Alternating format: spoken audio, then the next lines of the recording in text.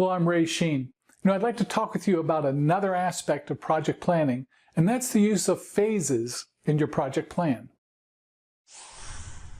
The Project Management Body of Knowledge, the PMBOK Guide, defines a project phase as a collection of logically related project activities that culminate in the completion of one or more deliverables. A few principles with respect to phases is that the life cycle of the project is the combination of all the phases together. If it's not in a phase, it's not in the project. This is particularly true for iterative or incremental life cycles. Phases provide structure to the project. They help the project team and stakeholders know what should be done and how. Also, phases are focused on deliverables. Each phase has a set of deliverables that typically are related to reducing a major element of risk on the project. When the deliverables are finished, the phase is done. Phases are not just some increment of time on the calendar. We don't declare that each phase has to last 1 month or 2 months. Instead, a phase focuses on achieving progress by completing a set of deliverables. Now, the one caveat on that is that in Agile Scrum projects, we will set a defined time limit for each sprint. But in the Agile Scrum approach, deliverables within the sprint are variable.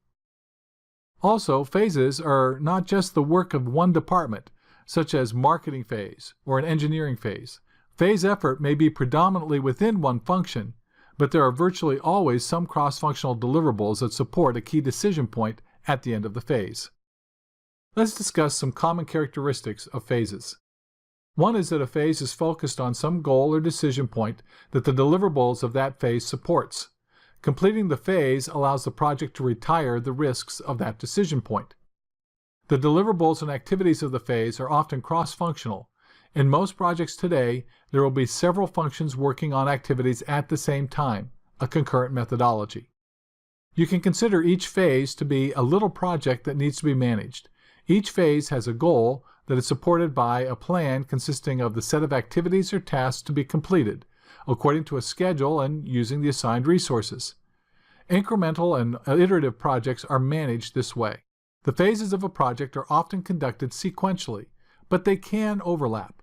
Even when they are overlapping on schedule, they often are managed as separate phases.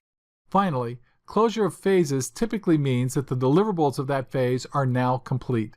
Those deliverables are put into the project files or are transferred to the next phase. The work of the completed phase is over. This brings us to the phase decision points. Phases are usually closed at phase gates. The Project Management Body of Knowledge, the PMBOK Guide, defines the phase gates as a review at the end of a phase in which a decision is made to continue to the next phase, to continue with modification, or to end a project or program. These decisions are made by senior management or the stakeholders who approve the project and are paying for it. The decisions are based upon business conditions, project risk, and the work from the completed phase. One type of decision is the go decision. That means that the previous phase is complete, the project team can start the next phase. Another type of decision is a conditional go.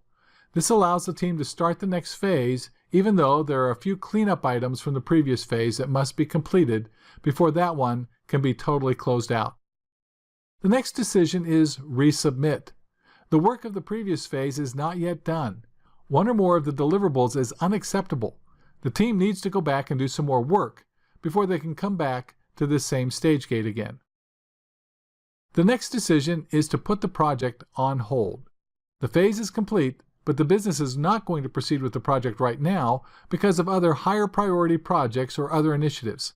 The final decision category is cancel. Whether the project has completed the phase or not doesn't matter.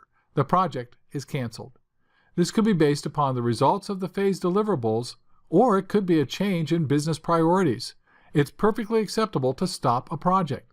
The business should not waste any more efforts on a project that cannot achieve the goal, or if the reason for the project no longer exists. There are a number of project methodologies that are based upon a phased approach. You may be very familiar with these, and by defining the phases in the methodology, the team and stakeholders know what to do and what to expect. Some examples of these include the Six Sigma methodology with the 5 phases of define, measure, analyze, improve, and control.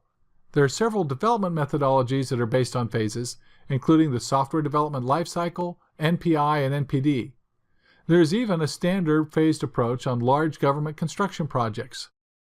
Phases are a benefit to the project team and stakeholders. They provide common understanding of what should be done. What are the required deliverables that should be expected in each phase? This helps communication, and it helps the project team to create a viable project plan. In fact, an organization can take the best practices and lessons learned from previous projects and build them into the templates, checklists, and decision criteria that are used in each stage or decision point. Phases assist stakeholders and project teams in both planning and controlling their projects.